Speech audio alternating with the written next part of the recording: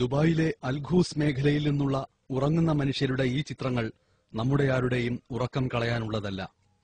Commonwealth ഗെയിംസിന് ചെലവാക്കിയ 10,000 കോടി രൂപയുടെ ആനന്ദക്കഥ പറഞ്ഞ് ഡൽഹി നമ്മളെ അഭിമാനത്തിന്റെ അധിക തുങ്കപദങ്ങളിൽ എത്തിക്കുമ്പോഴും നമ്മൾക്ക് വിദേശനാണ്യം നേടിത്തരുന്ന മലയാളികളടക്കമുള്ള പ്രവാസികളിൽ പലരും ഗൾഫ് രാജ്യങ്ങളിൽ ജീവിക്കുന്ന ജീവിതം ഇങ്ങനെയാണ്.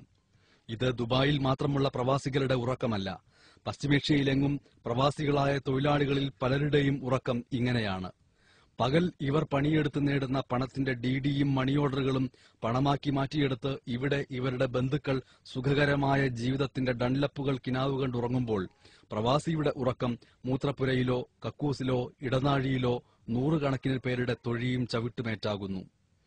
കേരളത്തിൽ ഇപ്പോഴും ഒരു തൊഴിലാളിക്ക് 200 രൂപ മുതൽ 400 രൂപ വരെ ദിവസവേതനം ലഭിക്കുകയും അവകാശങ്ങൾക്ക് വേണ്ടി സമരം ചെയ്യുകയും ചെയ്യുമ്പോൾ ദുബായിൽ 500 ദിർഹത്തിൽ താഴെ വരുമാനത്തിന് കൂലിപ്പണി ചെയ്യുന്നവരുടെ രാത്രികൾ ഇങ്ങനെ ദുസ്വപ്നം പോലെ അവസാനിക്കുന്നു. ദുബായിലെ അൽഖൂസിൽ നിന്ന് ഉറക്കം വരാത്ത ഒരു പാവം പ്രവാസി അയച്ചു തന്ന യാഥാർത്ഥ്യം നിറഞ്ഞ ചിത്രങ്ങൾക്കൊപ്പം കേരളത്തിൽ നിന്ന് MS ബനേഷ്.